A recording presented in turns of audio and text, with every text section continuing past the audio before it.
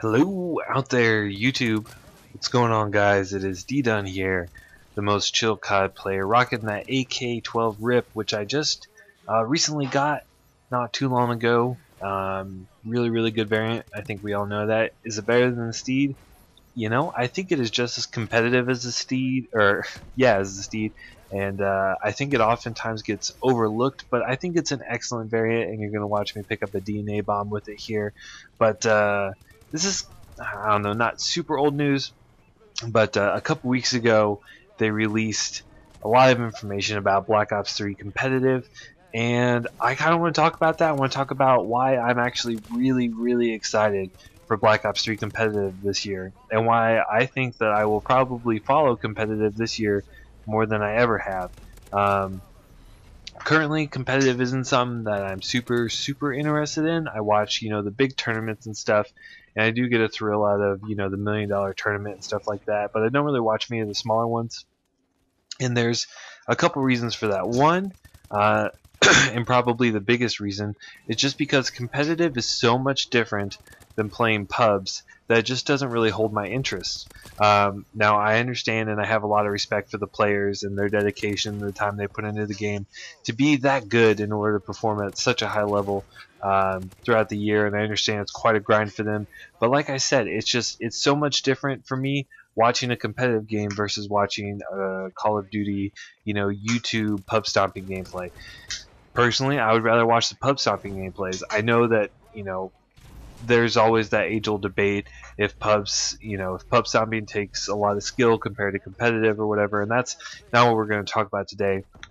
But it's what's familiar to me. It's what I play, and that is the biggest reason why I'm excited for Black Ops 3, because they have made some very drastic changes, which I think are also very drastic improvements to the competitive scene, which I think make it much more familiar for the casual player. And I think Treyarch will continue the trend from Black Ops 1 and Black Ops 2 of making competitive Call of Duty it is a big deal and a large part of the community as a whole.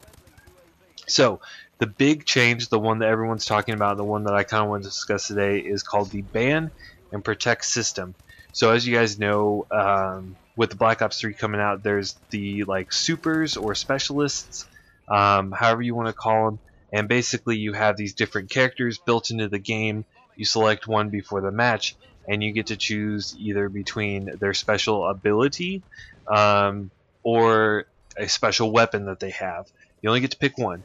And with the new ban and protect system, basically what that means is before the map starts, before the match begins, each team gets to take turns picking what items they want to protect that everyone will play with, and what items will be banned.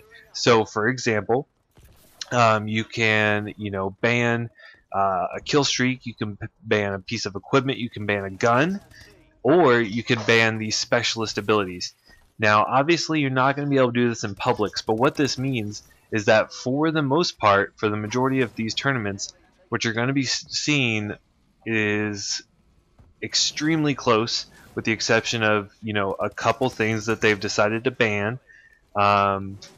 It will be extremely close to what you play in a public match setting, and for me that's really exciting, because I think that's one of the things that holds Call of Duty back as far as drawing interest from the public crowd into watching these competitive matches, is that at first glance, if someone is very unfamiliar with competitive rule sets and stuff, they're not going to understand that there's a lot of stuff banned, and they're not going to understand where are the kill streaks, where are the UAVs, where are the lethal streaks.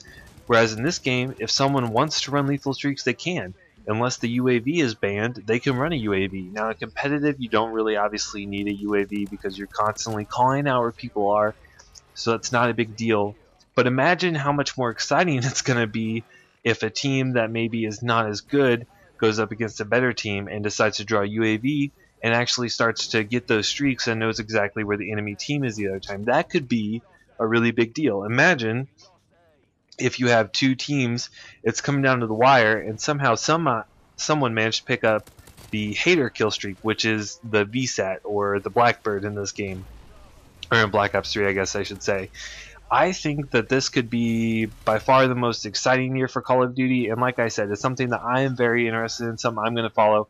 So there's a lot of big changes, but the big one, like I said, is the ban and protect system. I would love to get your guys' feedback down below in the comments section. That would be the, I guess you'd call it the question of the day. What do you guys think of the ban and protect system? Are you excited for it? Do you think it's stupid? Do you think they should just keep the current system that they have now? Or if you're really enjoying looking forward into the Black Ops 3 competitive season. But that is the video for today, guys. I hope you enjoyed it. If you did, leave a like. If you hated it, then dislike it and leave me a comment why. Make sure to check out all the links below in the description. And if you are new and you enjoy my content, a subscription is always appreciated. And I will see you guys in the next video. Bye.